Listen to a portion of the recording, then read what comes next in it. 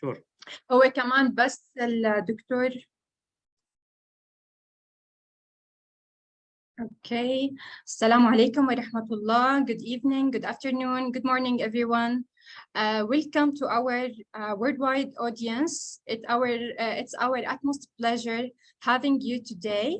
We are very pleased to have over 1,000 registrants from more than 30 different countries tonight, having guests from different authorities and ministries, from the Jordanian FDA, from the Jordanian MOH, from the Egyptian Drug Authority for the first time, and many diverse institutions. So we would like to welcome you all and wish you a very nice evening.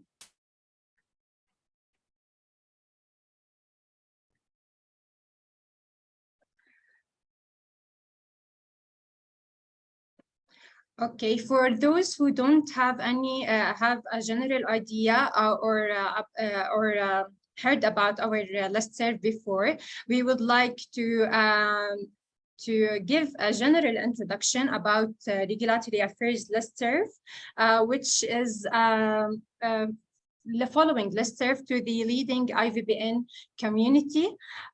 We had a little bit video, but there is a technical issue. So once it's available, we will try to play it, maybe if at the end of the webinar. In general, our regulatory, or we represent the regulatory affairs listserv under the leadership of Dr. Muna Al-Mousli. And we are working to achieve many objectives. For example, we work to mentor junior professionals who are interested to work or to grow in the regulatory field, to provide fundamentals about regulatory trainings and orientation sessions. We work to create an interactive platform for junior professionals and senior experts. We encourage junior professionals to generate new ideas, vision, and initiatives. The session will be recorded and will be uploaded on the IVBN website, where you can find all our previous recordings or recorded webinars. We will send you the recording link along with the presentation slides once they are ready and we receive them to our listservs list. So if you haven't registered or joined the listserv list, please follow the registration link that will show in the chat box when we start the presentation. You can register and join the listserv so you can receive all the updates once there is any. You can also know about many interesting upcoming activities that we are planning.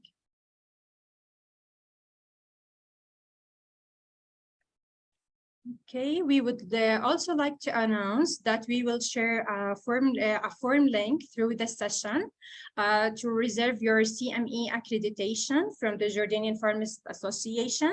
So it's for Jordanian registered pharmacists only. So please keep an eye on the chat box to register and reserve your CME, also to join our listserv.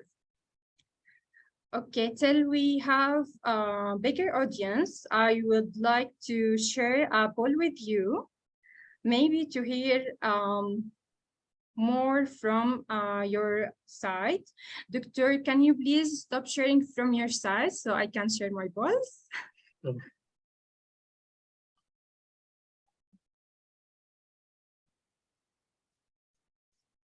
Thank you.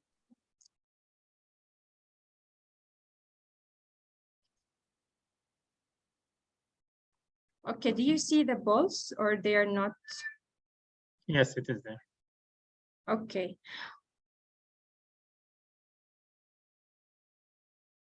You can answer every question so we can hear which of the following describes your profession the best: regulatory affairs, market access, insurance, or others.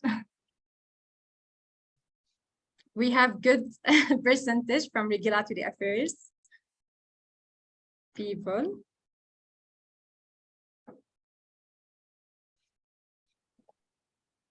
Market access, they are the two dominant fields. Okay, we'll end the poll to see the results. Okay, we have a percentage of 31 of regulatory affairs professionals, market access with 19%, from the insurance sectors with 6% and 44 from other sectors. Okay, the second poll. The second poll asked about how did you hear about the webinar from social media? Well, this question is to know how to target and to announce our upcoming activities. So we would like to know where do you be available the most, and that's why we shared this. How many regulatory affairs disturbed activities have you attended so far? I'm so happy that there's 60% who are attended for the first time. You are most welcome, and we are happy to have you. And we hope that this would not be the last time as well. 2 to 5, we have around 35%. Good. I attended almost all since they started. 6%. Well, thank you so much, and we hope to see you all in the upcoming activities. And I'm happy to see that everyone is excited to start the webinar. So I will stop sharing my screen. Thank you so much. Doctor, we have around 200 participants now, so I think it's good to start our presentation. Okay. Okay, in today's webinar, we will be discussing a very interesting role that regulatory intelligence play in influencing the ability to access diverse, let's say, markets, bringing innovative medications to patients without significant obstacles. Regulatory intelligence may sound simple, yet it's a concept that goes far beyond the surface layer of ordinary regulatory processing. It represents the crossroads of working together to build effective and efficient regulatory system. From the pandemic response to supporting global regulatory strengthening, regulatory intelligence plays a critical role to provide affordable access to quality assured medicinal products, reaching win-win outcomes, let's say, for all concerned stakeholders by addressing patients' benefits, risk, in the focus. So we always look to both the patient in the focus. Our distinguished guest, Dr. Hussam Al-Majali, will present and clarify the ability to access the whole market in a given country, sell and achieve revenue in this market without significant obstacles, highlighting the role of the regulatory affairs professionals, reimbursement policies. Welcome, Dr. Hussam. Thank you, Bayan. Thank you. We have Dr. Very outstanding biography. So we would start by saying that Dr. Hussam is a Jordanian doctor who worked in, let's say, he started his career working in King Hussein Cancer Center and Royal Medical Services in Jordan. Then he moved to KSA to work in Buba Arabia Health Insurance Company. And now he is working in AMSD Pharmaceuticals in Dubai as the HTA and reimbursement lead for the Gulf countries. Dr. Hussam is the advisory board of healthcare financing UAE annual summit, the Jordan Society of Obstetricians and Gynecologists, and he is member of the Jordan Medical Association. Wow, doctor, since then till now, I won't say the date, but it's a long time ago, right? Yes, Bayan. Also, Dr. Hussam holds many, let's say, certificates, and he had continued his his studies, having a Master of Health Economy and Pharmacoeconomics from Spain. He's a medical affairs specialist, board certified from USA, and he has his lately he had his Master in Applied Health Sciences from Western University from Ontario, Canada. Welcome, Dr. Hussam, and we are looking to hear your outstanding and interesting presentation. The floor is yours. Just want to announce that the chat box will be closed We will put the registration link only to join the our regulatory affairs listserv, and we will put the registration link for the CME accreditation at the end of the webinar. So keep an eye on the chat box. You have the Q&A section to have all your questions, and we will answer them all at the end of the presentation. Dr. Hassan, the floor is yours. Well, thank you, Bayan, for this amazing introduction and bio description. I'm really humbled to be with IVPN network today. It's my pleasure. I always know about this great network, and I think the efforts is amazing. It has a big mission and serves our new generations and career-oriented people, smart people to different careers and progress. This is due, of course, to Dr. Osama Tabara. I'm very happy that he's also today with us. And I'm not sure if Dr. Amuna is also there. We are very blessed to have such people working with us. The idea from this webinar came because I work with Dr. Amuna in the Emirates Medical Association as board members, and we had this idea that market access and regulatory are always, they have so much common things or common agendas in certain areas, and that's why we want to explore this topic. So the topic will be a blend between market access and regulatory interaction rather than pure market access, because market access is extremely specialized, and people who are interested to know more about the market access specifically, of course, we will be happy to help them in the future for anything like that. I will share my presentation. Yes.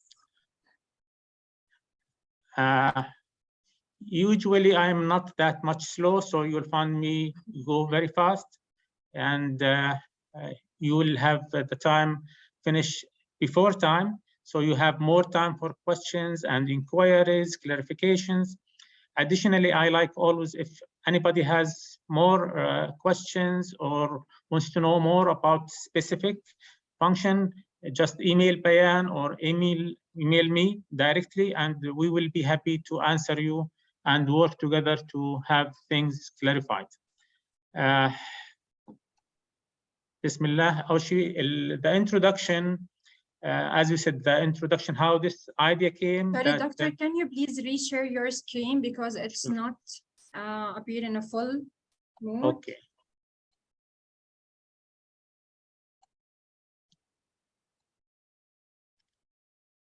Okay, how is it now? perfect.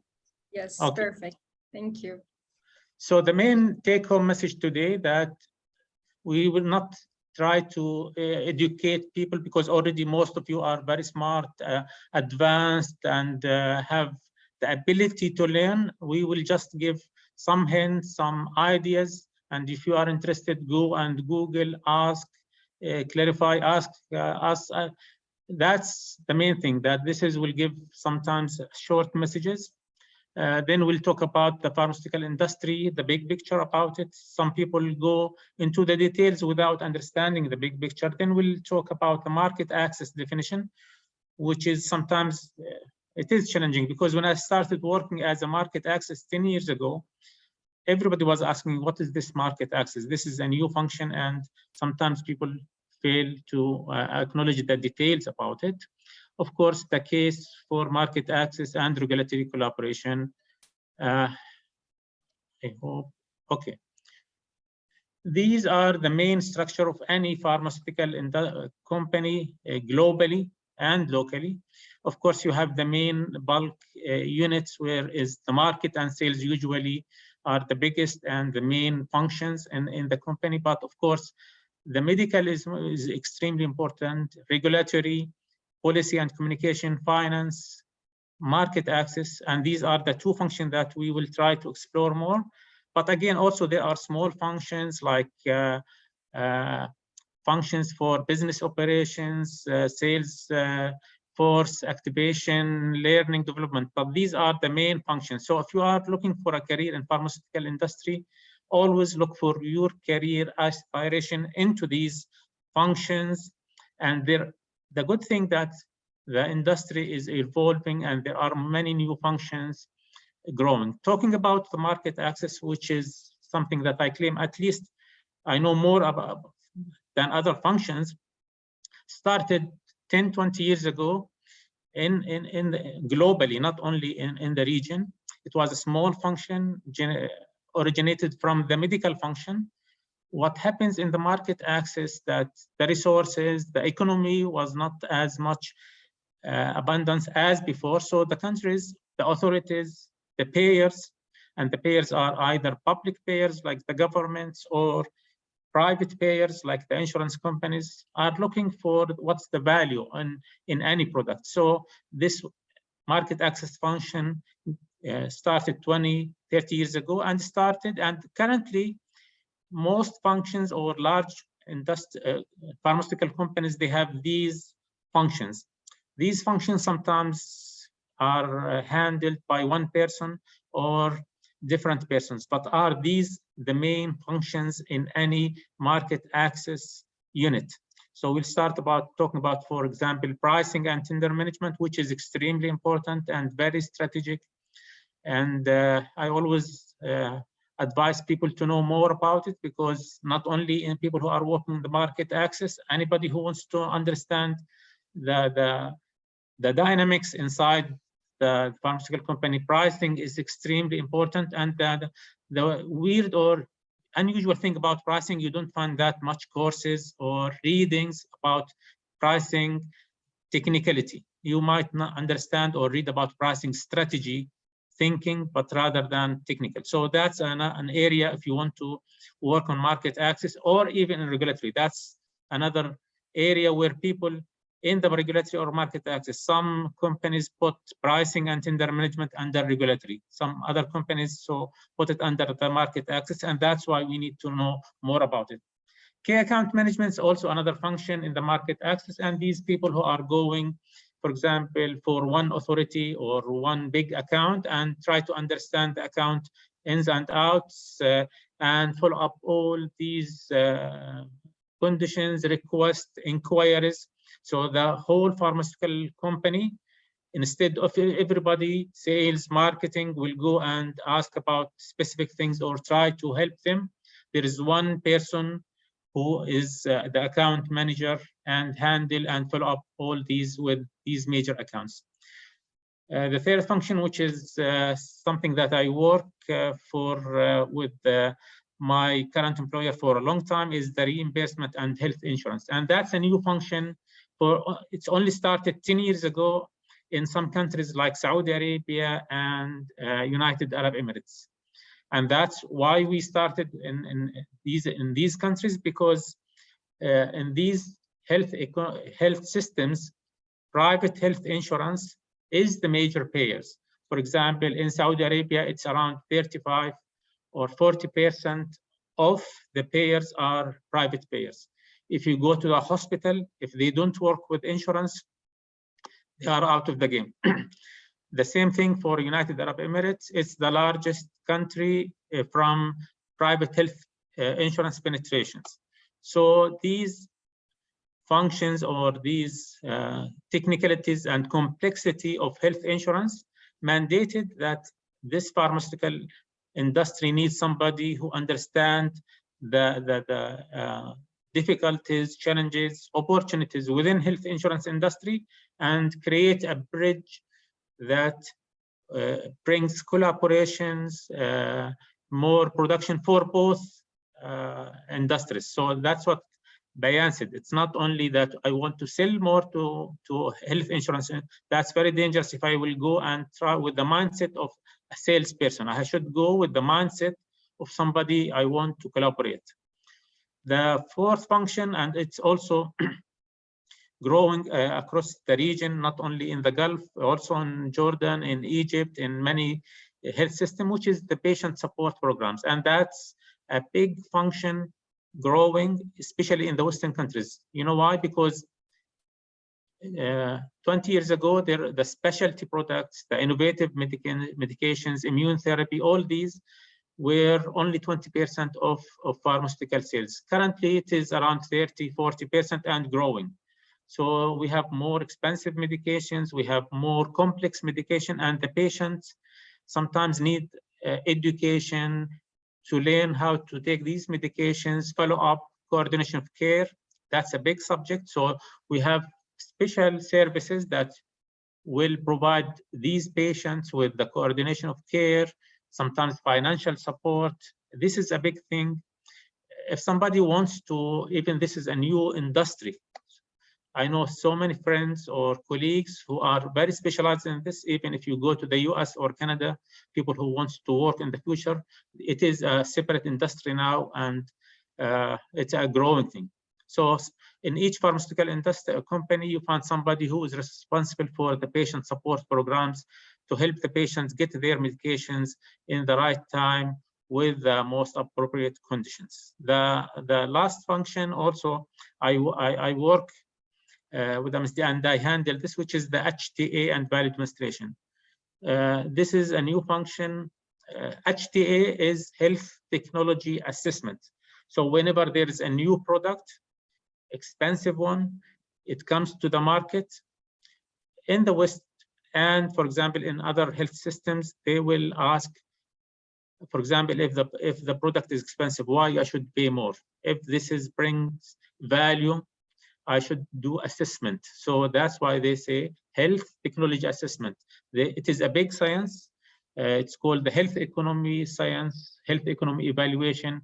And that's, again, another new area for pharmacists or people who wants to work and grow into different specialized careers. So these things, for example, and again, I'm trying to give people who are starting their career path, these are functions that you can go and specialize in: health economy, health technology assessments, PSP. These things, even if it's not now available that much in your country or health system, with time, it will grow. So these are the main 5 functions.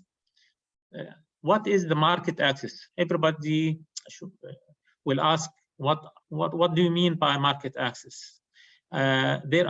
There is no specific one agreed answer to that, but the most appropriate, it is as you see, it's the process by which the company gets a drug available on the market after obtaining marketing authorization. So it is after the registration, after the pricing, and by which the medicines become timely available. There is no delay in availability in the pharmacy for the patient. Affordable also. It means that everybody can get this medication for all patients, not for specific, and whom is indicated. So that's the simplest definition of market access that you can find in the literature. By the way, I will stop at certain stages if there's somebody who wants to ask or have more. So write your questions, and each stage I will stand. Okay, this is why we say that the market access or reimbursements. Reimbursement, that means somebody will pay for this medication. This medication is covered. Because some people will ask in different health systems, what do you mean by reimbursement, and what is the difference against health insurance? Reimbursement is much big definition or concept. It means that the drug is covered and paid by someone. This someone is either the government or the health insurance or the self-funded, the company. So this is the big concept. Historically, for example, when we produce and bring a product to the market, a new molecule, we do phases of drug discovery. It's phase 1, phase 2, phase 3, as everybody knows. For example, phase 1 answer the question of safety, phase 2 answer the question of efficacy, and quality, phase 3.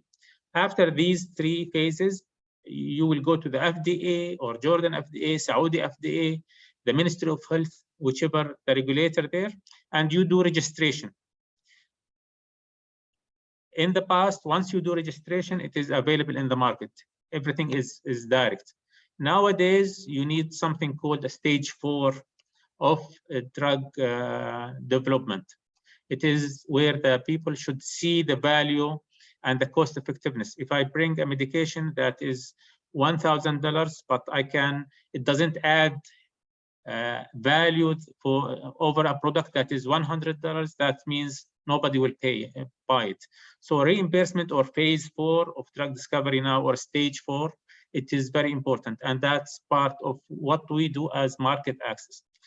The regulatory, when you present your file to the regulatory, you send these 3 answers: the safety, efficacy, quality. They will not ask for reimbursement or the value or cost effectiveness. But time will change. And now, if you can see, many authorities started to ask for cost effectiveness studies or value in their, even the file presentation from the start. Again, when you go and put that pure product in the pharmacy, the payer will ask why I should buy this. So the process now, it is completed. 3 phases, but reimbursement is the phase 4 or stage 4, you name it. And sometimes people, they call it the 4th hurdle, which means the 4th obstruction in drug coming to the market. So why the regulatory need to learn more about market access? This is the big question. Of course, in some companies, the first thing that you need to work as a market access. In some small companies, some medical devices companies, small and medium-sized companies, distributors, the regulatory and market access is one function, because you cannot divide them. The resources are limited. So the regulatory person or professional should know more about pricing, tender management, and coding function. So that's the first thing. The second one, even if it is separate functions, there is market access, professional, and regulatory. The regulatory need to support the market access. Market access need the support in issues like, for example, the pricing and registration documents. All these are needed for payers. They will ask for where is the price letter, where is the registration, where is the new renewal. So, for example, always you have to communicate. Sometimes you do alignment sessions. Always you have to work hand in hand for the purpose of having your products timed, access, and registered. Also, sometimes when meeting with Ministry of Health or local FDA authority or the regulators, both the professional market access regulatory go and visit together, because each one answer different questions and they need their support. Sometimes in appeals, pricing, price reductions, all these need extreme collaboration, alignment. Nobody can work in silo. People should collaborate. Other issues like the intellectual properties challenges also, you need to work, where is the registration, where is the, when is the generics coming, when the product is coming. All these things should be collaborated and aligned. Of course, I always believe that team approach is important everywhere in the pharmaceutical industries. You shouldn't work alone. Even if you go and do the coding updates, reimbursement, formulary inclusions, the things that we will talk in a while, you need to work in collaborations. I'll stop here for, do you think of other reasons why people should work between regulatory and market access? If somebody can answer this question, if have anything, I'm not sure. Bayan, you can see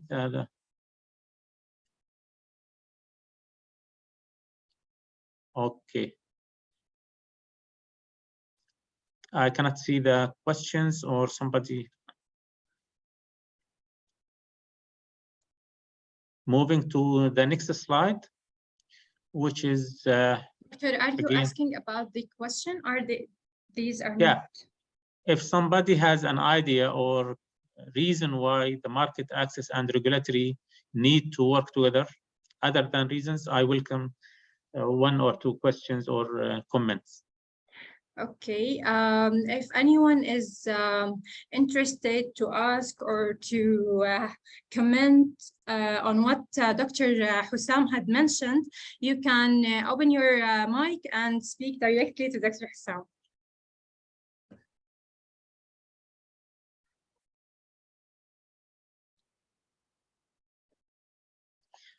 Okay. Maybe later in the next slides, we'll also have another break to have questions. Next slide, we'll talk about reimbursement, regulatory alignment priorities. In these situations, specific situations, we talked about why they should collaborate, but now we will talk when they need to collaborate more than before. For example, each year you have, again, people who work in regulatory, you have a timeline for the new products.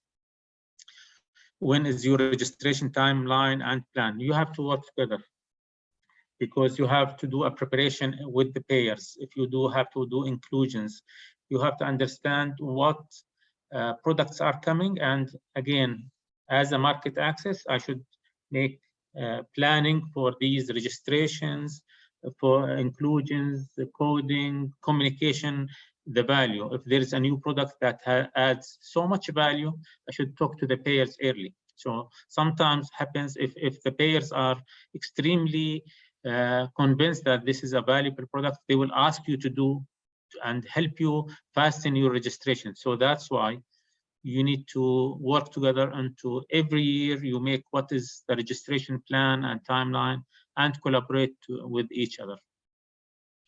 Also, in the pricing strategy of new documents or molecules or changes in the pricing, you want to increase the price or reductions. This is a very critical point where you should collaborate. They should understand regulatory and market access. What is the pricing strategy for this product? How I want to have to ask for $100 rather than 1,000. Why I should ask 150. These moments should be very critical for putting the pricing strategy. Also, in the new indications, if there is a product that has a new indication, as you know, for example, nowadays we have products that has 20, 30 indications. And every time you do registration or you do add indication into that product, the market access should know and also should communicate that to the health insurance, to the regulatory authorities, to the payers, in order to put that indication in their formularies. If you don't, that means that it as the drug was not registered. It's very serious. Of course, early recalls, safety concerns, also the regulatory will know first, but as soon as possible, the market access should be notified in order, for example, to develop a strategy to communicate that properly with the payers, because nowadays people know things very fast. People will read about from Google what's happening in other countries. So market access and regulators coordinate these recalls or safety concerns and communicate them within the company strategies. Coding new and renewal. This is very important in countries like the Gulf countries, Saudi, United Arab Emirates, and nowadays going to Qatar, Oman, all these countries doing so much also important coding things. Even in countries like Jordan, I know that, for example, in Hakim, these products now have a code, registration, and that's coming. We'll talk about it. There's a big topic, big science called health information management.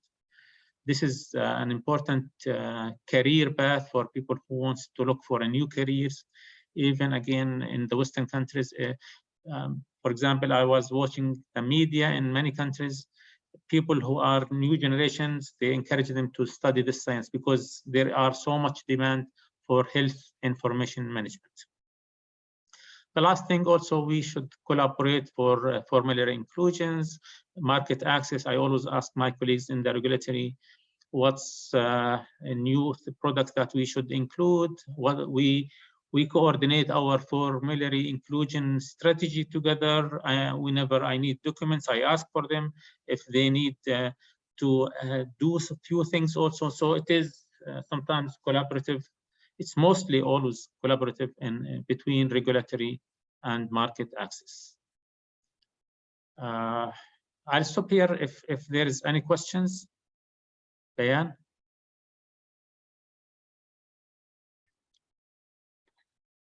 There's some comments in the Q&A question, but we will try to answer them at the end of the webinar, if you don't mind, Doctor. Don't worry, yeah. Okay, because I think some of them will be covered through the upcoming slides. So we can focus on other questions that weren't maybe mentioned within the webinar. Thank you. I'll proceed. As I told you, usually I'm very fast, so I'll finish things early so people can have time to ask questions. So these are the 4 things that we will explore today, the main topics. But again, these will give only hints, initial thoughts. If you need more, you can Google, you can ask, reach to me through Bayan or even directly through my email, and we'll be happy to give you resources, more things to read. The first thing is we are talking about the health insurance concept. That's my area, and it's growing everywhere. Even in, I know that Egypt, for example, is developing the universal health coverage, and that will be a very big topic. Jordan also, all other countries, the Gulf, of course, everybody there talking about health insurance. So it's good to know about these concepts. And also a part of the market access, the important capability is the stakeholder mapping and engagement, and that's shared between regulatory. As a regulatory professional, you should know who are your stakeholders, who are the important persons in the Saudi FDA or Jordan FDA or Ministry of Health. So you can develop engagement plan and help your work proceed more easily. And also, we'll talk about how to develop an environment landscape, healthcare environment landscape. And this is the basic concept of health insurance, is you have a big group of healthy people that work in a company or students, and all of these people will pay specific small amount of money, and they will collect it and put it with the insurance company. And this insurance company will collect all these money from thousands of people and put it in a single pool. This pool will be in a way that will serve the others or people who, when they get sick. How to calculate premium?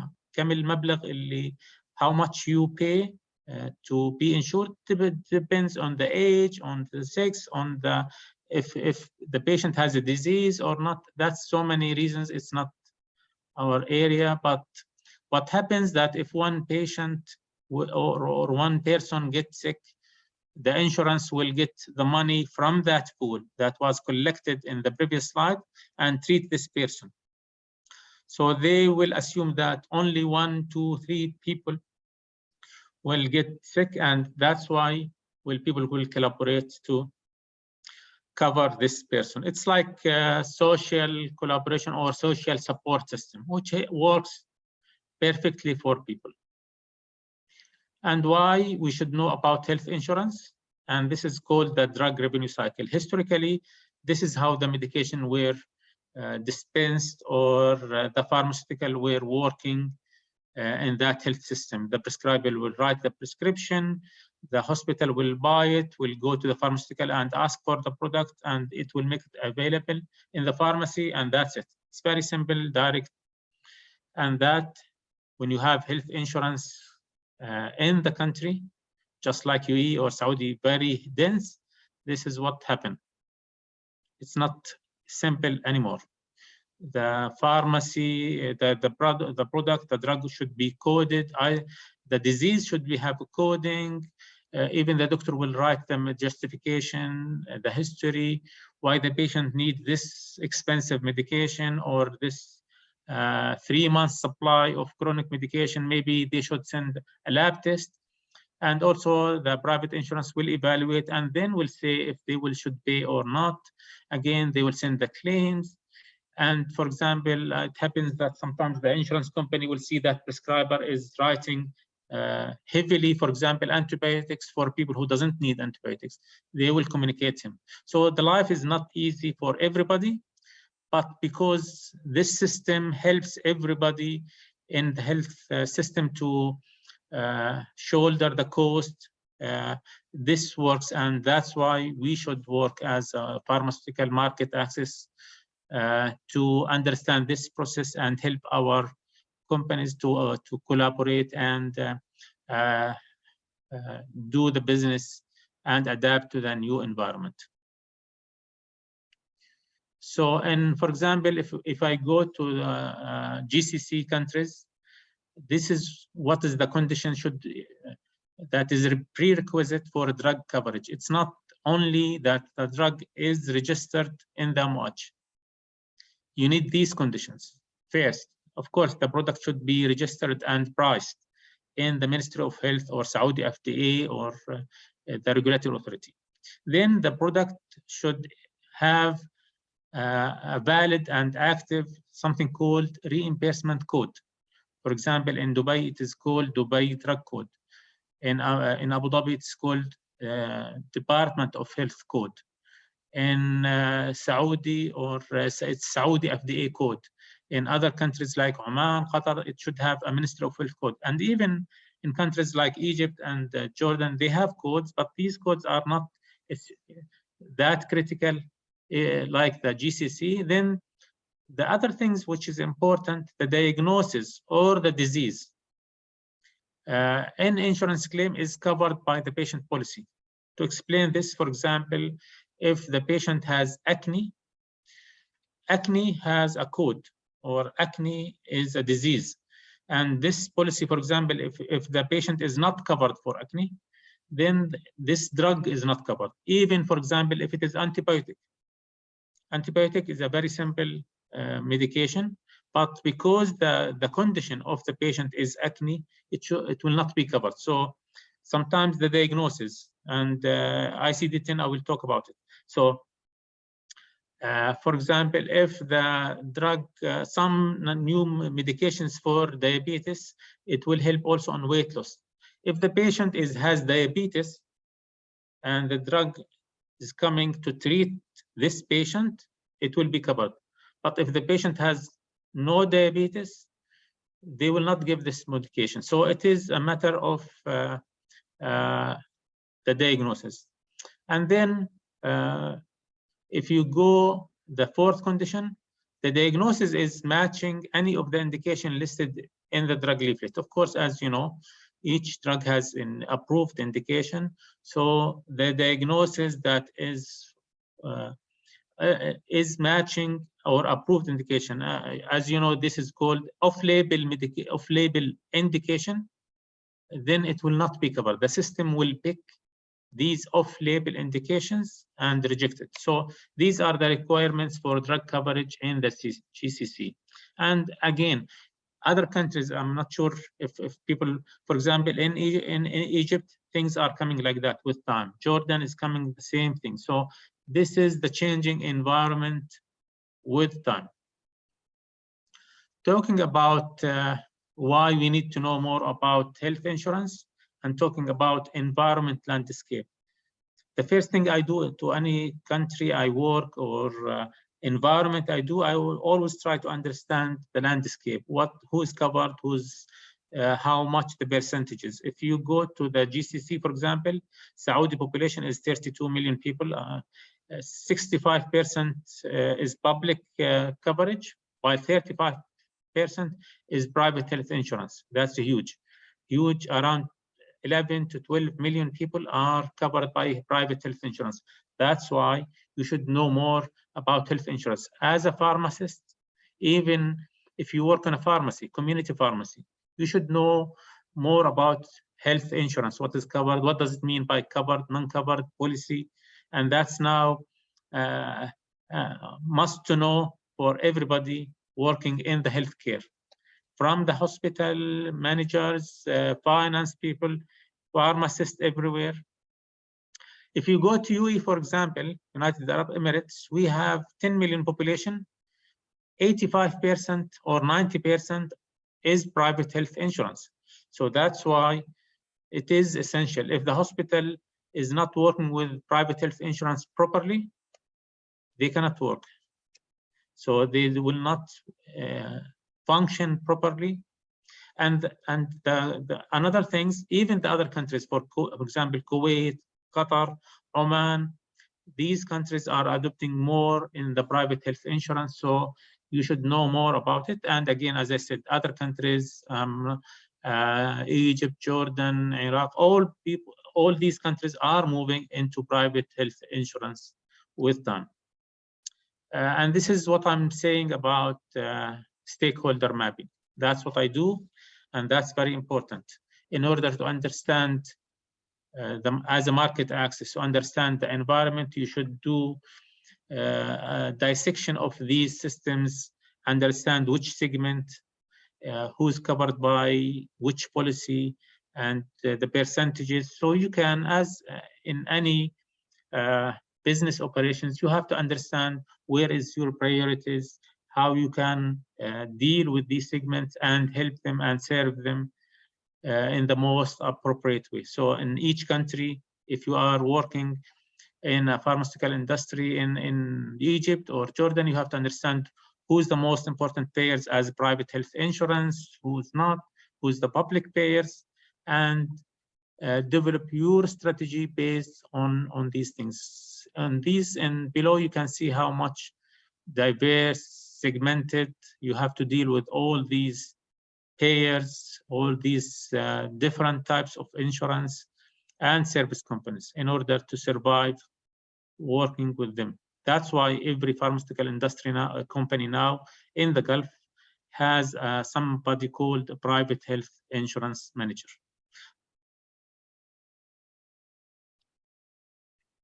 Of course, if people will ask me how to identify my stakeholders, who are the people I should communicate or deal with.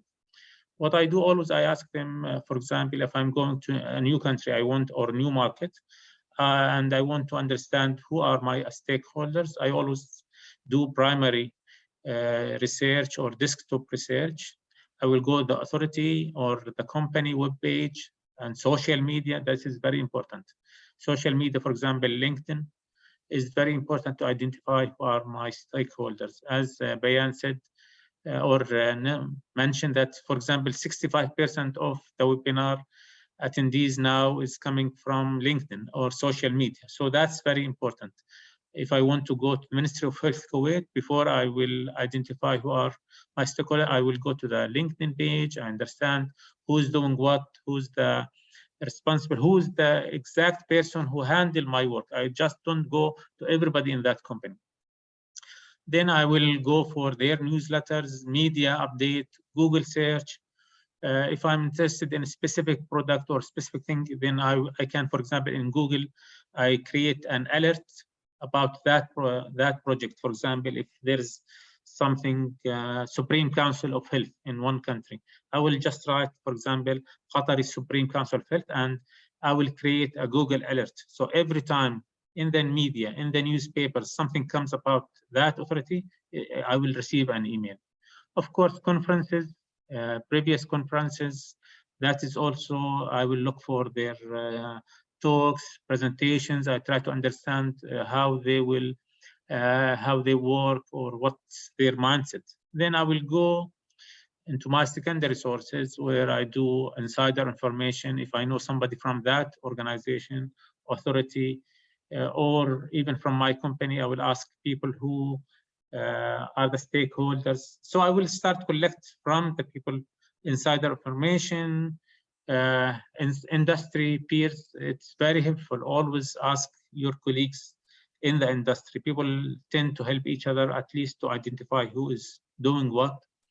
Another important source is the mentorship. Always try to find somebody who can help you in that career path you are looking for. For example, if you are planning to do a market access in the future, look for someone in your country, in your market, that will help you develop the skills or understand the stakeholders, people tend to help each other in these situations, and questions always welcomed from these people. Other sources, these things you need to explore. I am just stimulating your brain to look for other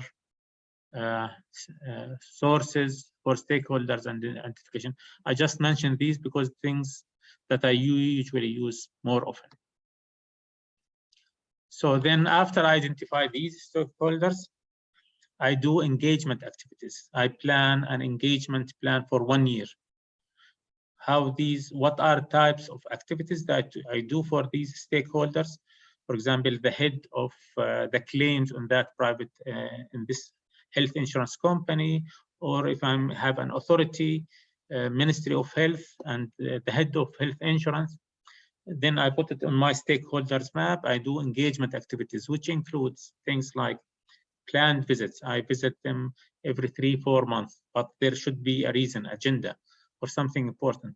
I meet them in conferences, workshops. So always I encourage people attend conferences as much as you can and afford, because this is the venue where people are free to talk and approachable, and they are easy to meet. This is an important venue.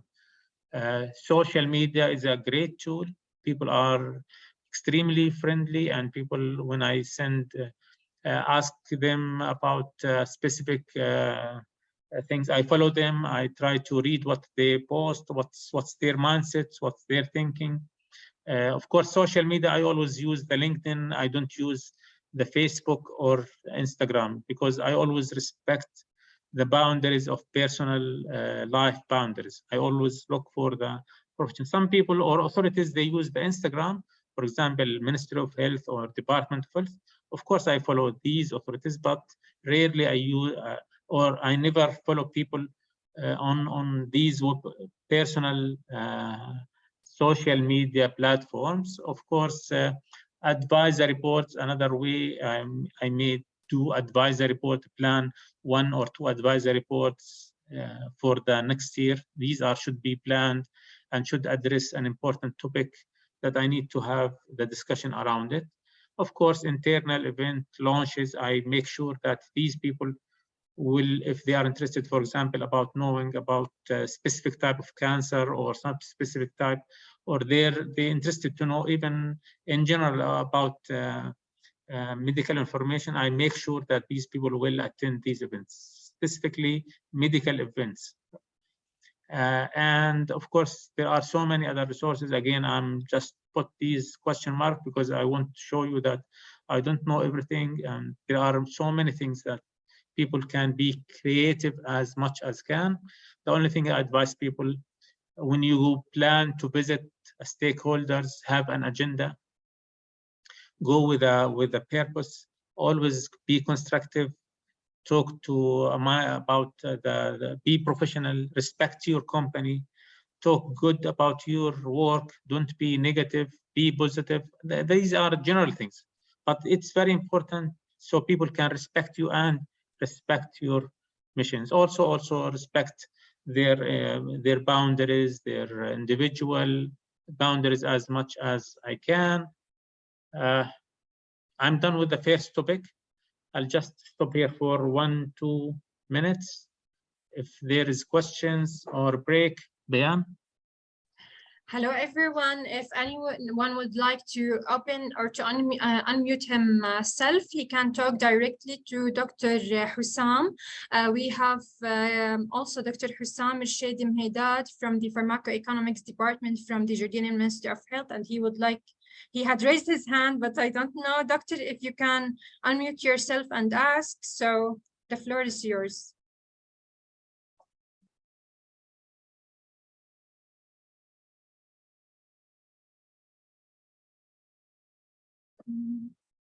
I have many. Okay. Okay, we have Dr. Amin Abu Nimir. Dr. Amin, if you would like to unmute yourself.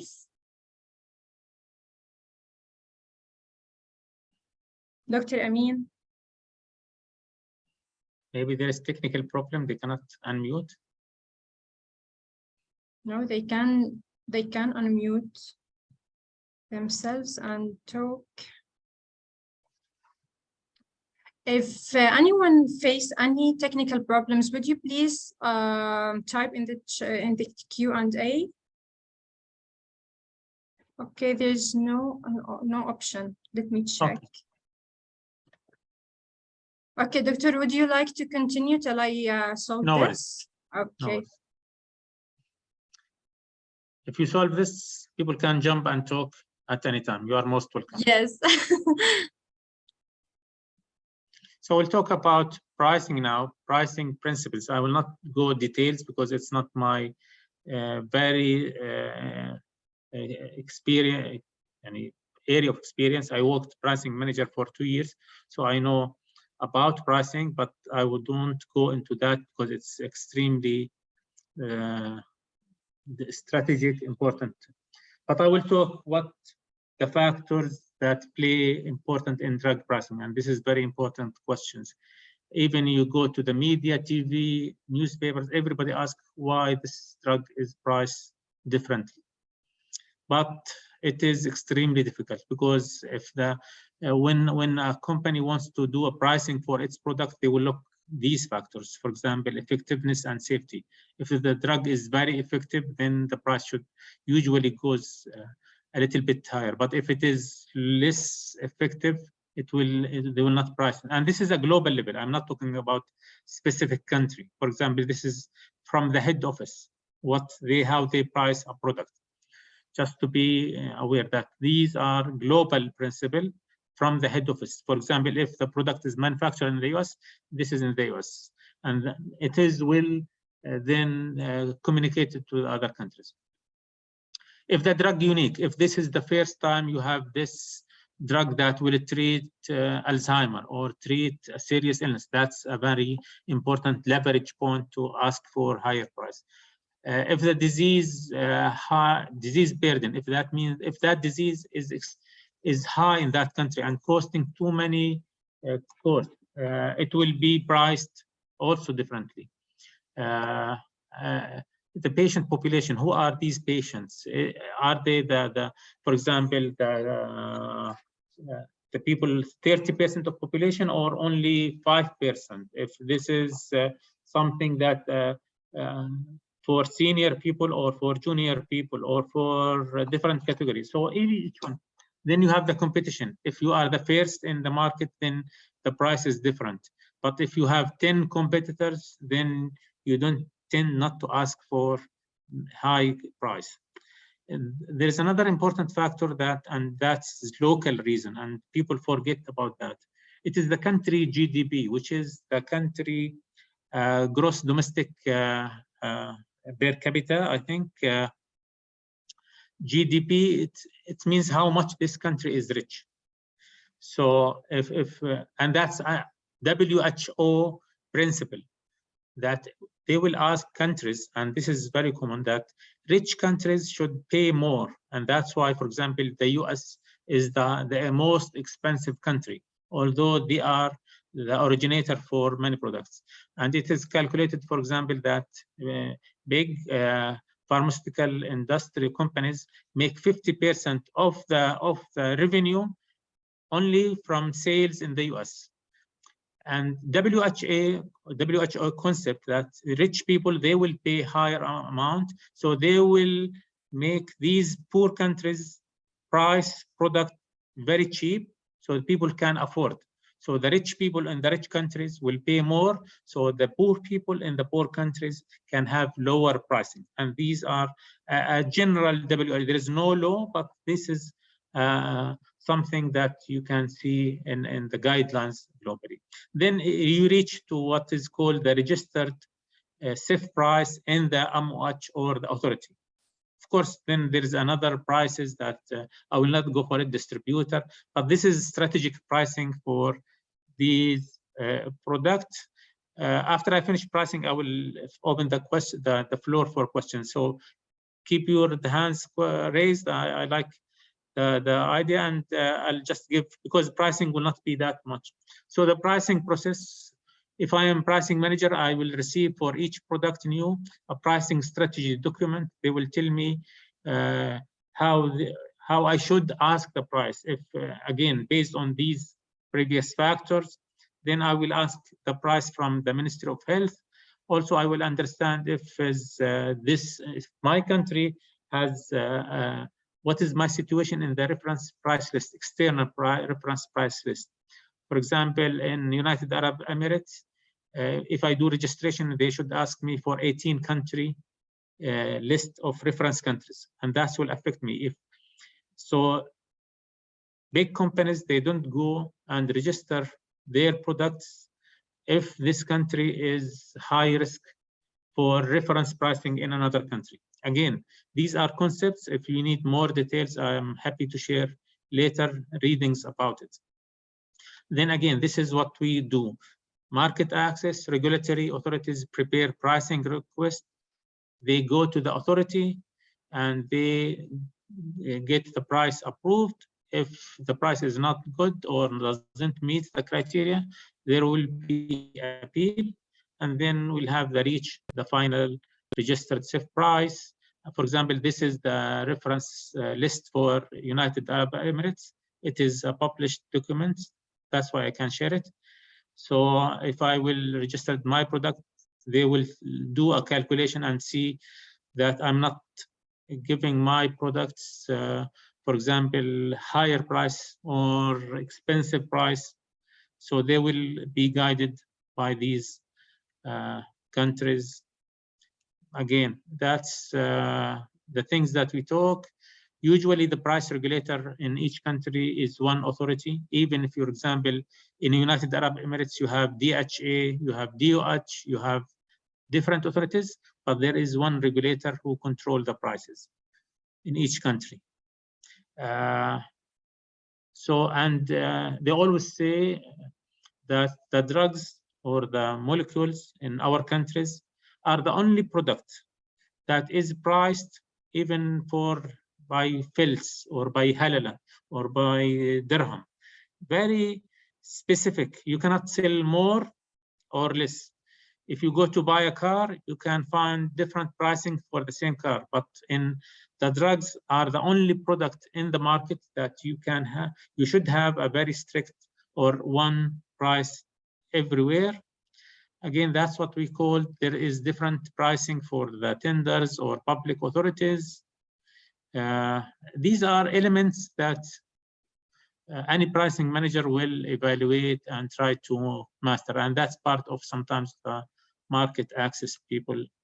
And this is how the external reference pricing nowadays. Each country will influence another country. If you registered your product cheaply in, for example, in Australia, it might affect your country in Saudi. If you do unfair pricing or registration in Vietnam, it might affect you in Lebanon. So these are very difficult, and that's why the pricing and regulatory, sometimes they collaborate to understand the situation. I will stop here for questions, comments. Yes, if anyone would like to unmute himself and talk to Dr. Hussam, you can unmute yourself and speak directly. Dr. Amin, Dr. Hussam, welcome. Hello. Hello, Dr. Hussam, finally. Thank you, Bayan, and thank you, Dr. Hussam, for this opportunity to talk to you. And thank you for the fruitful information and the good presentation from Dr. Hussam al-Machali. Yes. Dr. Hussam, I want to add something about maybe this was my question at first, but I have no opportunity to speak before. But now you are talking about, when we are talking about the pricing of the drug, sometimes the pharmaceutical companies and the regulatory or the agency or the authority who are pricing the drug, they are going into, I don't know if you want to talk about this, the managed entry agreement, when they would not to go to external price, maybe the pharmaceutical company would not the external reference pricing to affect their price or to prevent other countries from knowing the price that they sell the maybe the drug. For example, for Jordan, they go for managed entry agreement or for a confidential agreement, we can say. So this price is keep, we can say it's a secret, no one can know it, and the published price stay the same as the maybe the neighboring country. This maybe I think it prevents the parallel trading of the drugs between from the least priced drug in a country to the country where the drug is priced more. This maybe I don't know if you want to talk about managed entry agreement or how can they affect the market at all. Thank you very much. Again, thank you, Bayan. Thank you, Doctor. We're pleased to have you with us. Thank you, Dr. Hussam. Of course, managed entry agreement, as you know, you work with the Ministry of Health. This is a very important, growing subject. Apologies, Alice. Alice, would you please unmute your... Mute. Yes. Okay.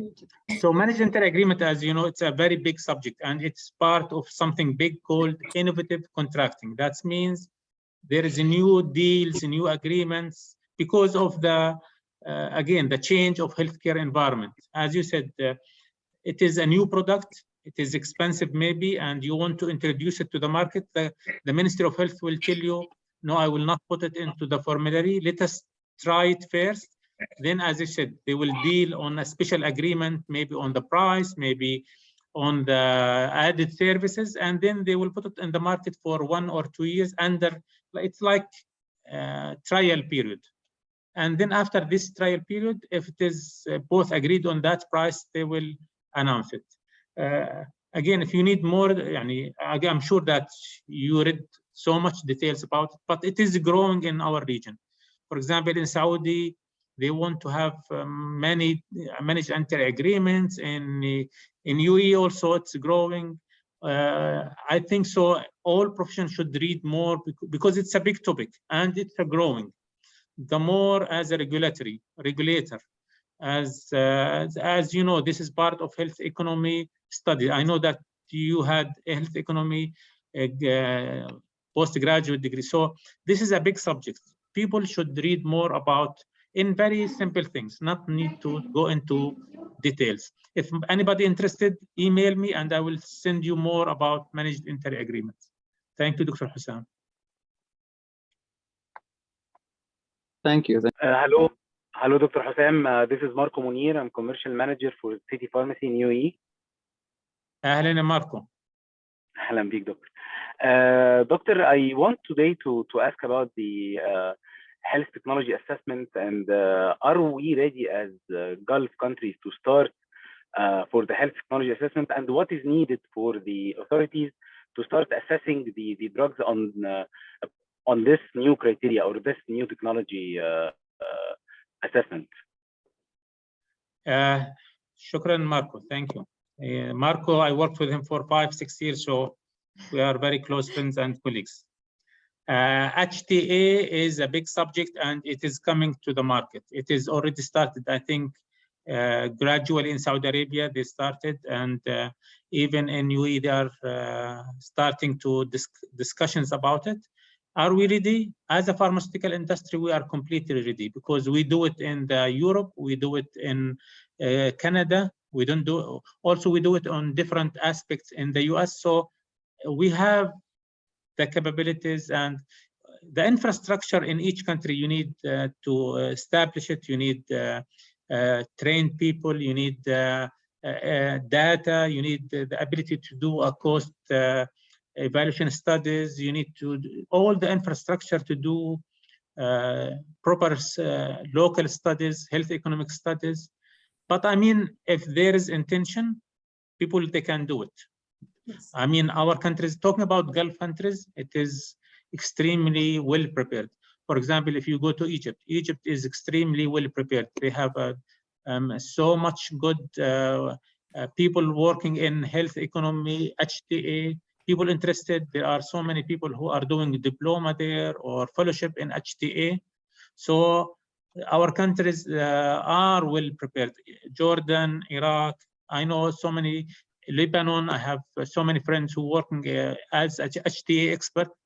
So we are prepared if the data, infrastructure, the ability to do these things are available. Thank you, Marco.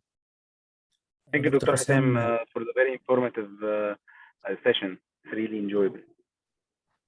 Dr. Hussam, this is Sharif Hamad from Pharma Solution. I just sent my questions in the chat, but I'd also to mention my question here. After the DHA initiative for changing from reference pricing to value-based pricing, did you see in the future that the implementation will be including all the GCC countries? And if so, what are the infrastructures that needed to implement such a program? You mean about IJADA program? Yeah, exactly, yes. Yeah. It is not moving from reference pricing. They are moving from what is called volume or fee for a service model. That means that you go and if you do blood test, you will pay for it. If you do medication, they will pay for you. They will go into a different form, and that's a big thing. I don't think it's easy to talk about it in very short. But this is the new trend. People are moving from what's called volume-based healthcare. The more I will give you more lab tests or medication, the more I will have more money. If you go physician, he will do 10 lab tests or get 10 medication. This is not the easy way now. People will ask you why you prescribe antibiotics for somebody who's viral infection. So that's changing. It might move to other countries. I know that Saudi, for example, they are trying to implement similar things. They are on the way. Qatar is doing so. Things are in that direction. Thank you. And regarding, sorry to ask it again. No, okay. Regarding the reference pricing, it will be changed from external reference pricing to value-based pricing, also implemented in the GCC countries. They will not do that because the regulator, for example, in UAE is the Ministry of Health. They will put the price. Yes. What will change is the reimbursement price or how they will pay you. For example, if the medication is 100 dirham, it will stay 100 dirham. Yes. But the hospital, if they prescribe these medication and the patient is not treated well, they will not pay him 100 dirham. They will pay him maybe 50 dirham, but the price, registered price, will stay the same. Thank you, Doctor. Sharif. Good evening, Dr. Hussam. أهلا Dr. Adil. How are you? I'm the RA manager at the JPM Jordan. Okay. My question, first of all, thank you very much for the informative session. As you mentioned that in pricing, we do take in our consideration all the factors you have mentioned. However, we know we are going through a dilemma because if we have very old products, for example, and suddenly the health authority decide to lower its price. And as you know, the price of the country of origin is the main factor in different GCC country. And for example, if you go to KSA, they will take it into their consideration. They will lower your price. If you go to Lebanon, they will lower your price. But you are going to add what we call as a dilemma. What should we do in this case? What can you advise us? Because as you know, the pharma expenses is going high and high, but in the same time, they are asking us to lower our prices. So in both sides. Thank you again. Thank you, Adil. That's a very important. This is the $1 million question. Yes, especially in Jordan. How to handle, it's everywhere. How to handle the mandatory price reductions, how to handle your product is out parallel trade. This is an important function. The pricing is a huge thing. It's very strategic. It's very important. How you handle it, you have to have a strategy. I don't think it's the place where we can talk about strategy. For example, you show them the value. You need to communicate to them about why. I mean, always the authorities will understand you if you go and explain yourself, and because there is always a pressure from the media. Yes. the medication is the most difficult thing to handle. Your prices are very, very critical, even بالفلس مسعر. That's very, maybe sometimes, I mean, that's a strategy that each company will decide based if your product is essential to the market or not. If you have other generics, 10 generics, you cannot just keep the same price. Maybe some companies, I will tell you some examples, will stop registration in that country. I know that, for example, not necessarily in our region. They will delist that product from the market if the unfortunately we took this decision. Unfortunately, we took this decision for some products. Again, that's a very big, important strategic problem in many industries, in many pharmaceuticals, not only in Jordan. So again, the pricing, as I'm saying, this is a very strategic function that usually taken on the higher level, because if you are not paid well, as you said, the cost, the research development, all these things are expensive. I don't think, but if you are interested, I can send you reading resources about that. But again, this is a very big company strategy. If I want to do an appeals, if I want to have direct my sales into certain areas that will not affect me, that's a big strategy. Yes. I don't have the perfect answer, by the way. Yes. Doctor, I have a question, by the way. Dr. Hadid, are you done? Yeah, thank you. No, I have one little small question for UAE especially, as our agent is asking us to go through as you know, for the DDA, as you mentioned that 85% of the UAE people are under private insurance, but when we go there, they also ask to lower our prices. So my question is their price is the one that I go with the other countries, or it is only specialized for Dubai? This price. The registration, the price is a federal thing. You don't tailor your pricing based on Dubai, Abu Dhabi, Fujairah, Al Ain. You should address your strategy for all UAE, because this is a federal thing. Okay, thank you. Thank you very much. Yalla Bayan, you're the last question, Yes. so we can proceed.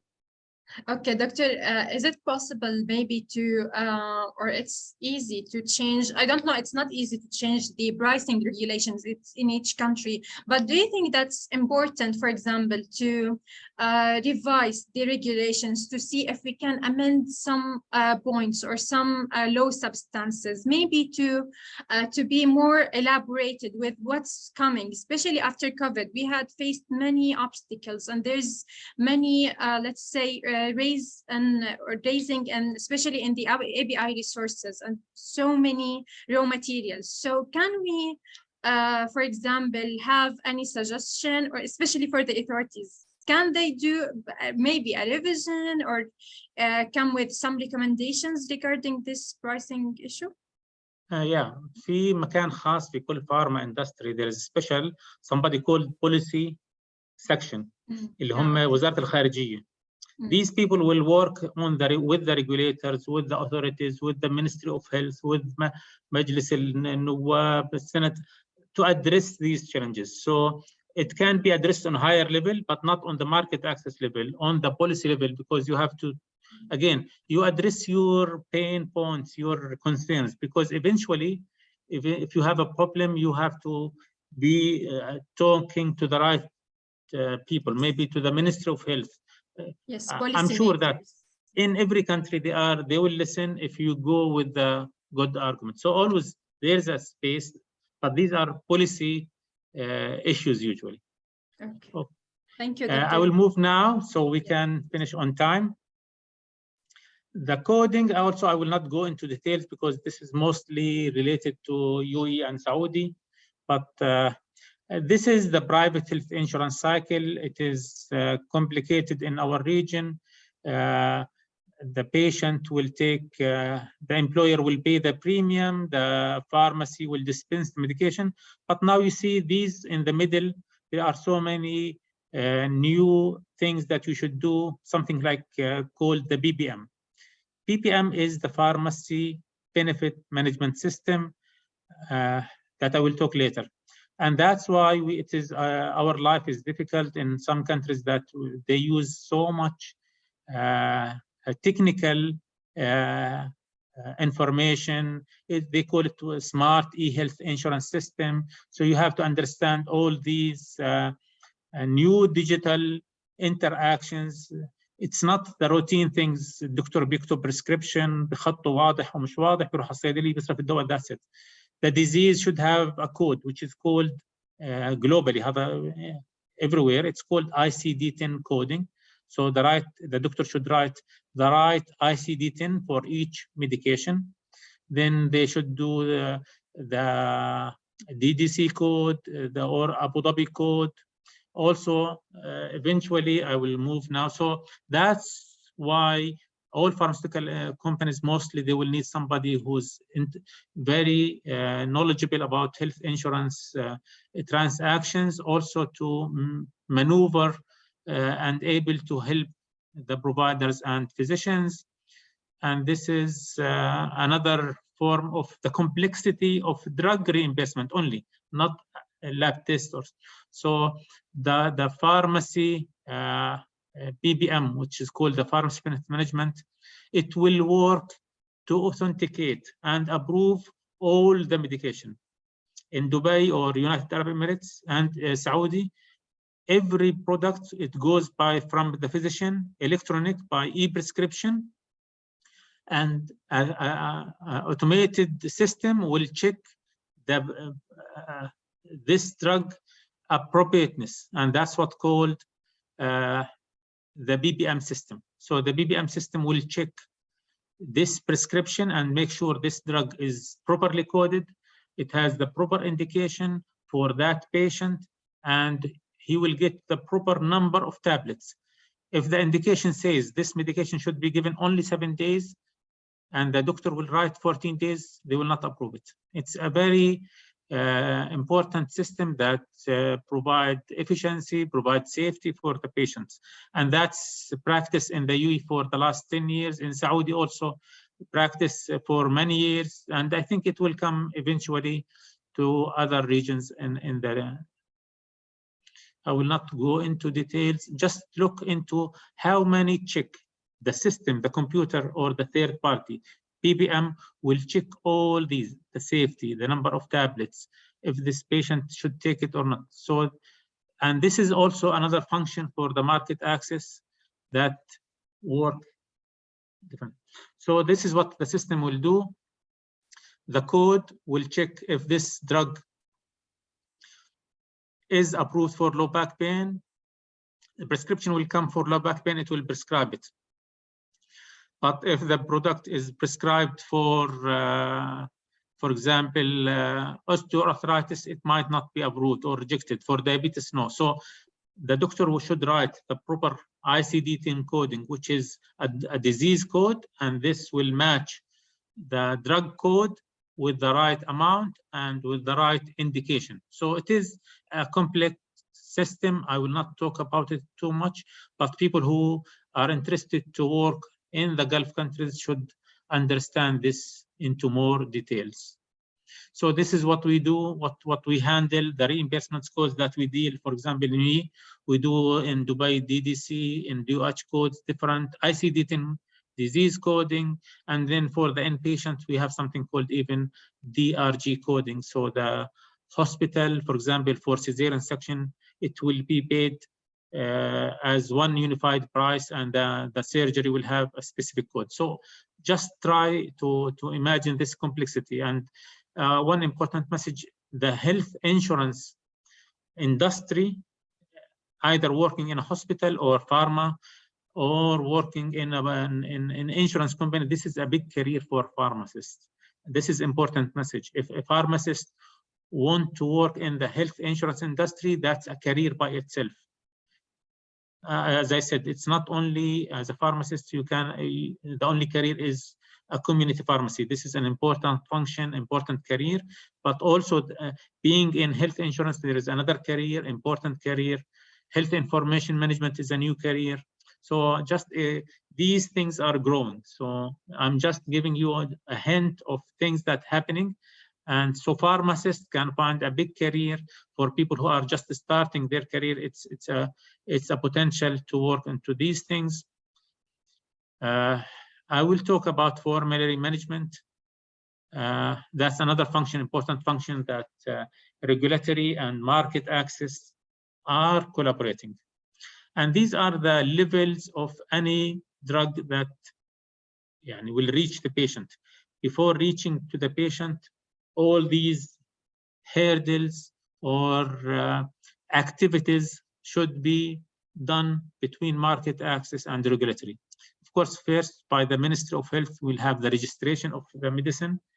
The regulatory team will do it mainly. They will do the pricing, they will do the registration, approval, market authorization, and also sometimes the market access or the regulatory, depends on which company or which authority or which distributor you work. You might do the reimbursement code, the things that we said, either DTC, DOH, or Ministry of Health, Saudi FDA.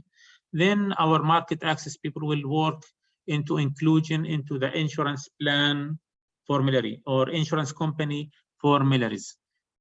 I will explain more in the next slide what is formulary. Formulary, it means that this insurance company will cover only this 100 type of medication. So you have to make sure that you are in that list, which is the formulary for health insurance. Everybody knows that each hospital has a formulary, but nowadays even the health insurance have a formulary. So then you have to make sure that your product has a code in the, for example, in the e-prescription system, no challenges, no difficulty. Sometimes you have to educate the physician how to use the e-prescription system, because this is something new for everybody. If you go to a clinic now in UAE, the doctor will not write a prescription. He will go to the system and enter each single product by its code with the ICD. So and there is no prescription. You go to the pharmacy, there is a number, and you will prescribe it. So in summary, there is a lot of steps that we do in collaboration between regulatory and health insurance or market access people. It is a very important function, and it is serious. Although you have the product in the market, if you don't work together to make it available to the patients, it will not reach there, and that's the market access. And this is what are the types of formularies. I will not go. I'm sure that most of you are expert in this. You might have a closed formulary that this insurance company will say, I will only cover these medication low cost, but I will not cover the alternative or other brands or other molecule. Or you have it open formulary where they will allow you to add your medications based on whatever you present as data. And this is something that we do again as market access and regulatory. Sometimes we collaborate and we work together for example, if there is a hospital, we want to include our products there. We align on priorities. What are the documents that are needed? What are the strategy? Who are the formulary manager? And then we communicate with them.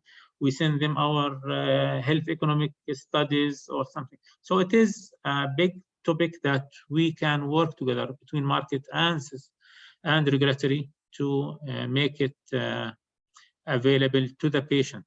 We make it first to the doctor to write it. Again, the formularies are big subject. If people are interested, we can have more discussion, or maybe we can discuss it in a separate session about formulary management by the market access. Yes, sometimes you have to go to the major hospital and give them discounts or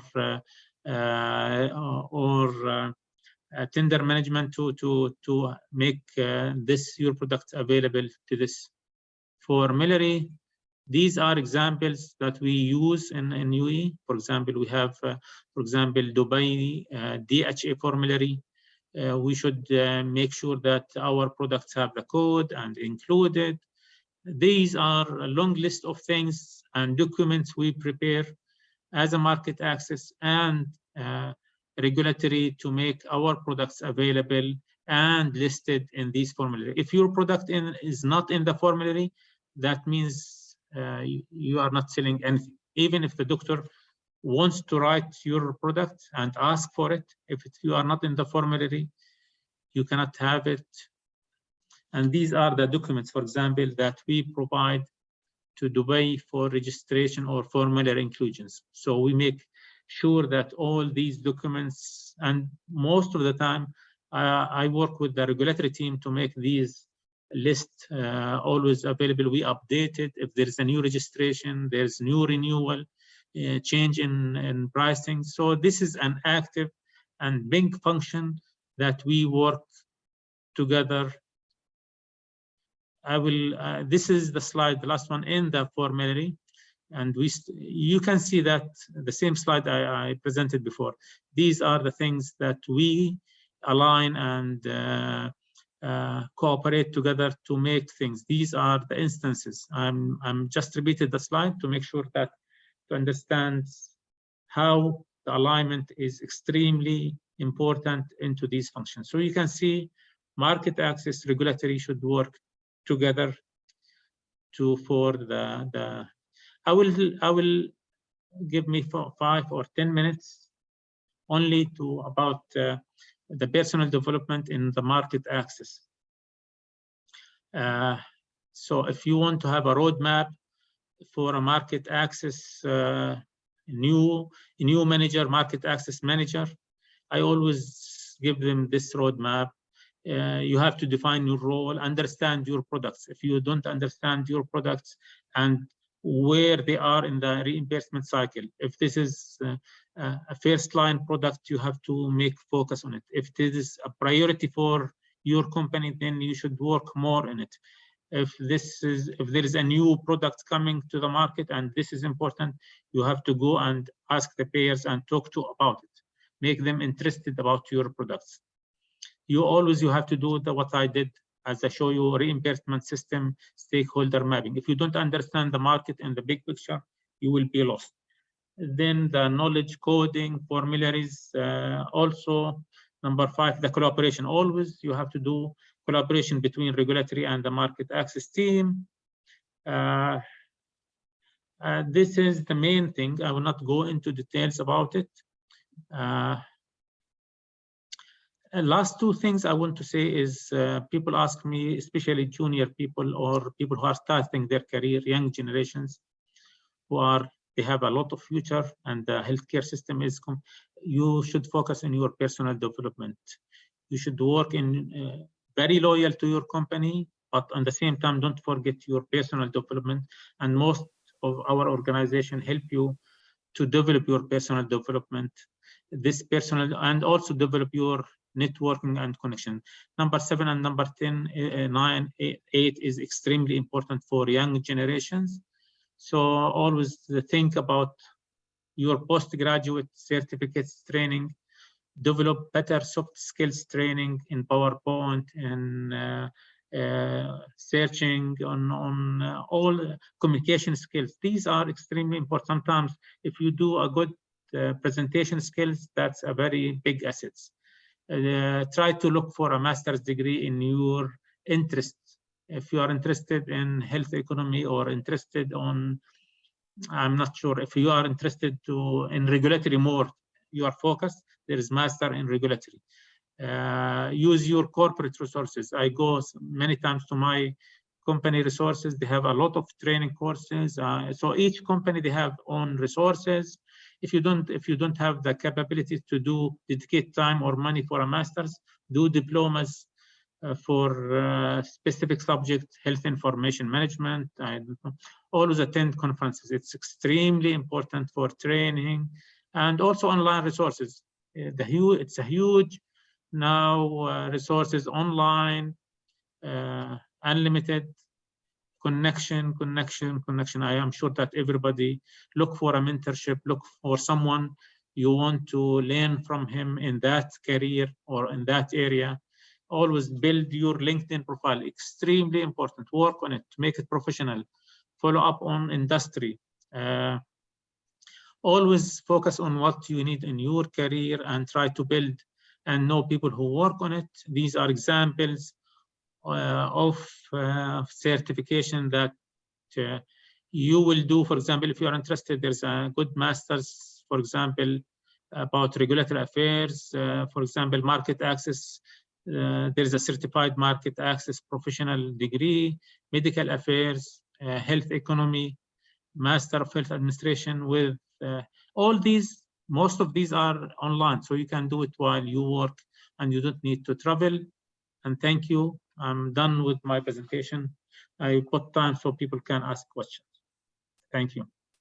Thank you, Dr. Hussam, for the very nice, amazing presentation. We have learned a lot, especially that most of the attendees are from the regulatory affairs background. So we really miss those advices on how to deal with situations, especially when we are handling many roles like market access when working in drugstores, for example, or small pharmaceutical companies or medium-sized even. So if we want to overcome any obstacle or challenge, we have to understand the big picture for everything, even to succeed or to have a successful negotiation with the Jordanian FDA, and to reflect all the informations in the correct way, not only when it comes to market access, technical, every aspect. So we need, as you said, to keep informed, to learn a lot, to read a lot, because that's what would make a regulatory affairs professional really outstanding.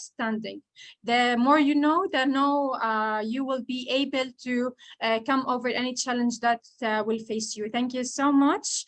I just want to remind the Jordanian pharmacists that who are joining us tonight and had attended the session to register their names with the form. It's shared on the chat, so you can receive your certificate. Anyone if no one had, let's say, registered his name or her name on this form, we will apologize from sending the CME, because it's very important to know who registered to give the CME from the Jordanian Pharmacists Association. Thank you so much. And now we will open the discussion with Dr. Hussam if anyone wants to ask any question. Anyone have any question? Okay, let's see. Dr. Hussam, one question regarding the pricing. For registering products in the UAE, for example, coming from any country, like coming from Egypt, for example, where the manufacturing price is really low, and there is a big difference between the manufacturing pricing and the current pricing in the UAE. How would the authorities respond to this? Is it referred to the same country where the molecule is registered, like UAE, or it puts in consideration the manufacturing pricing in the country of origin? Yeah, I have to say that I will not talk much more about the pricing strategy, because I'm not the best person to talk about personal pricing strategy. It is extremely delicate, important, strategic. I don't have the perfect answer in a few minutes. So I think this is something that it's a good, since people are asking too much about pricing, maybe as Bayan, that's a good idea to dedicate a special session about pricing. That's strategic pricing. Very well. Especially Marco, the difference. Marco, I will answer your questions later. Offline. Offline. Off air. Yeah. Okay. Offline. Okay, doctor. Dr. Pricing plays a huge, let's say, or an important role those days, especially with the pricing of the medical devices. For example, in Jordan, we have some medical devices that are priced And there's a huge, let's say, work that have been done even before the COVID for pricing essential medical devices that are that's usually used to treat people, not for cosmetics or any other, let's say, reason or scope. So it's important to discuss this, and because there's many varieties, so maybe we can yeah, really, I think we need bring somebody who's very expert in strategic pricing and have a session. Bayan, maybe we can have a recommendation offline, doctor, as Sure, well. sure. Yes, Dr. Hussam, please. Thank you very much. I'm also inquiring Dr. Hussam about how can the pharmaceuticals and the regulators or the authorities who are responsible for the pricing the drug or who are responsible for registering the drugs, when we are dealing with the orphan drugs, we know that these drugs are also very expensive drugs, and the pharmaceutical, we know, I'm talking from for example, from the Ministry of Health perspective, we know that they are spending high amounts of money on R&D, and they costed them too much money.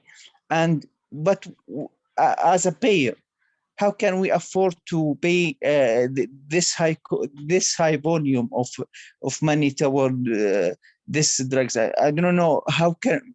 I have always a question, or we are always, because we cannot do cost effective analysis for orphan drugs because they will be way further the threshold, and they cannot go for a cost effective analysis. I don't know how can the pharmaceutical and the regulator have a deal on that. Just a question. That's a big, important, growing topic, because nowadays we'll have more from these orphan drugs that treat very specific type of disease and very minor population. And there is a lot of politics about it. And it's always, whenever they have a very serious patient with, for example, I don't know, severe disease, it will go into the media. Please fund this person. Pressure on the government, pressure on the people, pressure. Yeah.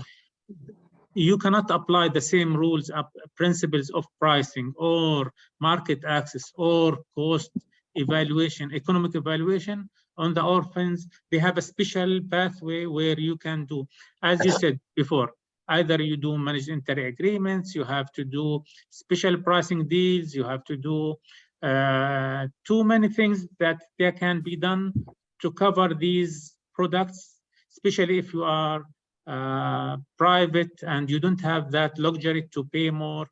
Maybe there's, for example, there's something called other sources of fund. We do something called innovative funding mechanisms, where there's a special sharing between charities and the payers. There's a lot of things that can be done for that specific. It's a big subject within the innovative payments and innovative contracting. Okay, thank you, sir. Thank you very much. Sure, doctor.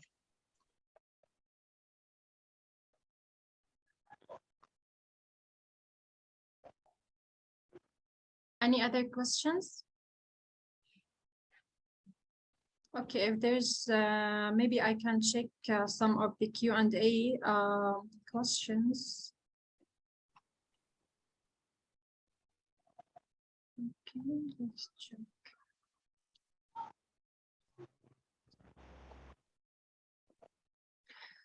Okay.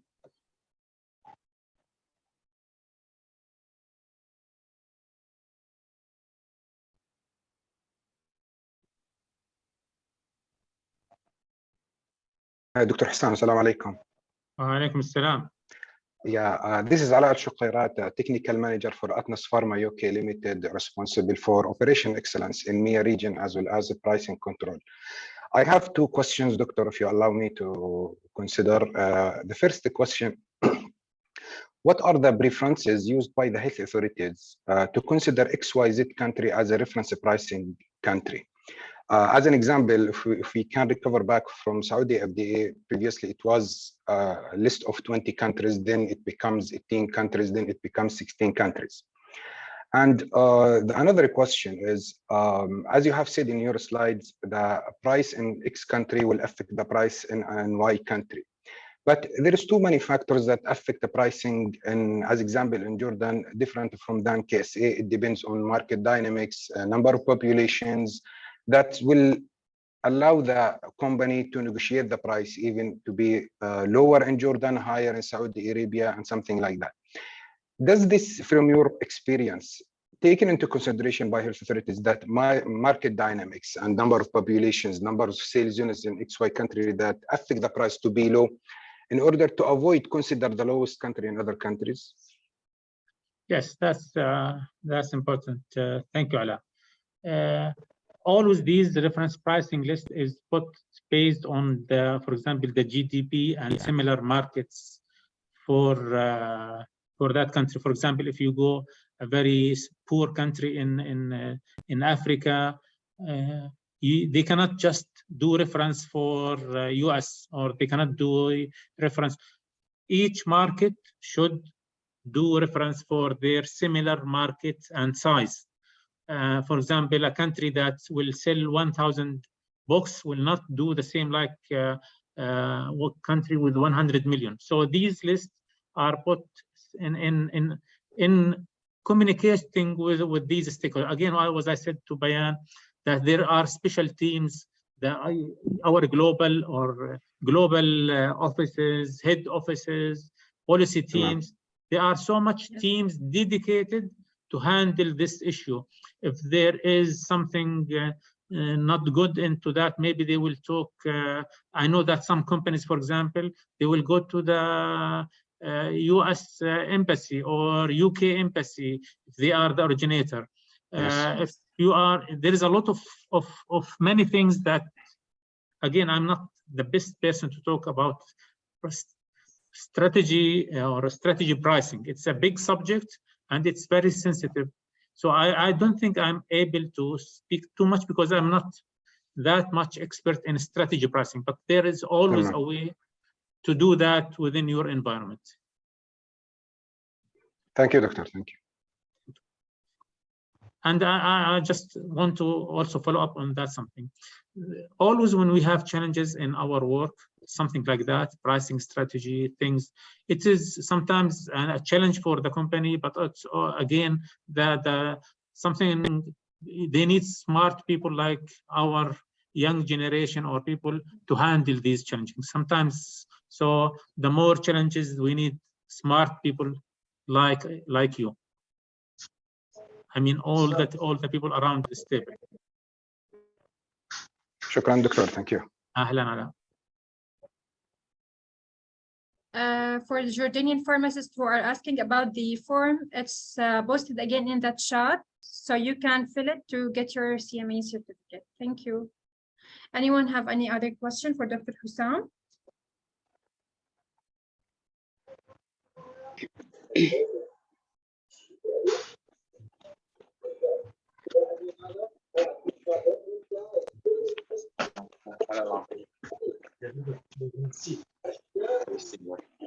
Anyone have any other question?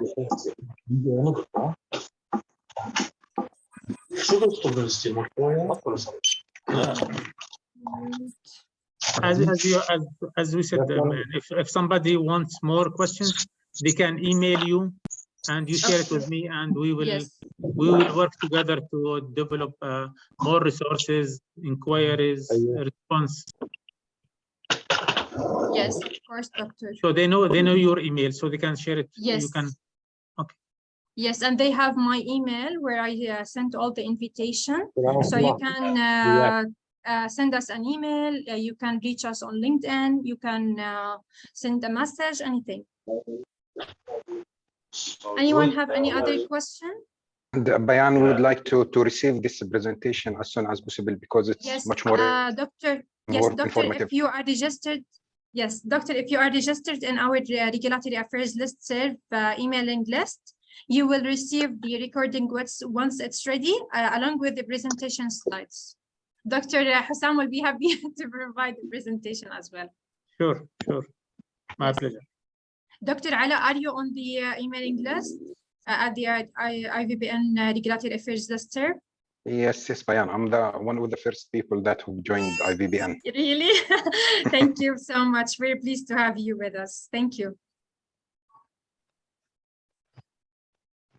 Okay, any other questions? Dr. We will Hussam, begin- just Yes. any quick, if you just to brief us, or let's say for my knowledge only, just I need to understand how the insurance companies can make a profit from their insurance plans. As you have said, there is a huge, let's say, Yes. basket of the people they have registered, and their companies, or they paid by themselves, then the money put in one basket, then the insurance use this basket. Just for my understanding, how's because at the end, the most important is patient wellness and patient safety. There will be win-win situation between manufacturers, stakeholders, insurance companies. I just need to understand for my knowledge within 2 or 3 minutes, if you can just brief me, how's the insurance companies making a profit from this? Yeah, that's something I worked, and that's an important question. I worked with it for 20 years. I'm trying to understand these important questions. They don't make that much profit, by the way. Private health insurance is one of the lowest profitable industries because they don't make that much money, especially in an environment where expensive healthcare is growing more expensive. So they don't make, usually they make in the profit, they say it is less than, always the average is less than 10%. Nobody makes more than 10%. They make with proper pricing for the policy. If you go to buy the insurance, they will do a good pricing based on age, disease. They will do it by controlling the cost. If there is abuse, they will communicate people who do abuse. If there is something expensive, there are so much to, this is a big industry, and they will do what's called health cost containment management. And this is, again, using even artificial intelligence. They understand which hospital is doing fraud, which hospital is doing abuse, and they will communicate. If there is a fraud, they will send it to the court. If there is abuse, they will remove it from the network. That's a big something that they work every day, analysis, reports, decision, changing the policy to understand how they will eventually. Of course, there are other tools, by the way. For example, the money, they will take it from you at the start of the year, they will go and invest it into the bank. They will make interest because they take the money in advance and they don't pay it directly to the hospital. So sometimes that's another portion of their interest. That's a big thing that the science, but they don't make that much money, by the way, everywhere. عشان هيك دكتور بنشفركنا لما يعطونا الابروفل في المستشفى. Exactly. By the way, many insurance companies, they lose in health insurance. They only compensate it by life insurance, car insurance. So that part of insurance is always either balanced or they are losing. Yes. شكرا دكتور. Thank you. أهلا.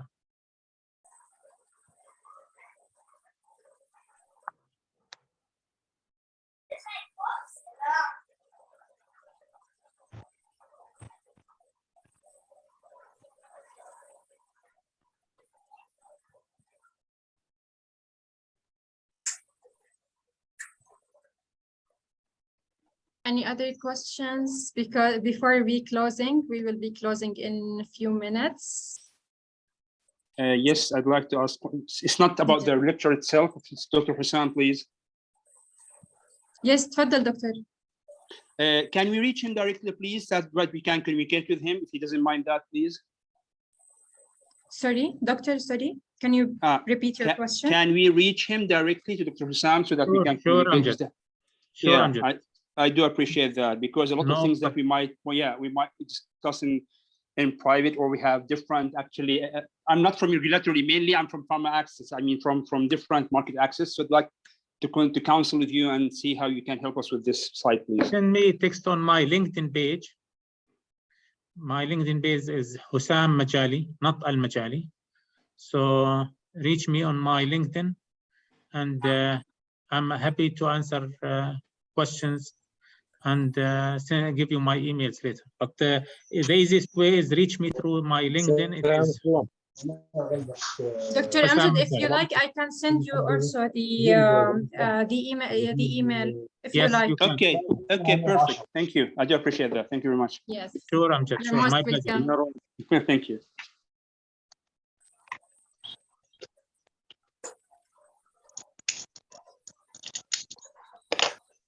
Okay, we will be closing in a few minutes. So please, if anybody hasn't filled the registration form to get the certificate, please fill it right now and register to get your CME certificate. Dr. Hussam, we would like to thank you for this informative presentation. If you can look at the chat, they are all pleased from the very informative session. We really have learned a lot, me especially, about market access, regulatory, and mashallah, you're well experienced in many aspects. Hopefully, we will reach this level one day, inshallah, and we will inshallah keep in touch to post all the questions from all the participants. So you can answer all the questions. Thank you, Dr. Hussam. Thank you. Have a great night for everybody. Thank you. Thank you. مع السلامة. Bye-bye. Salam. Bye-bye.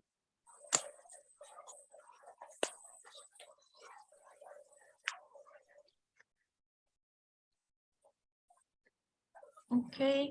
Our participants, we will be closing the webinar in a few seconds. So please, if you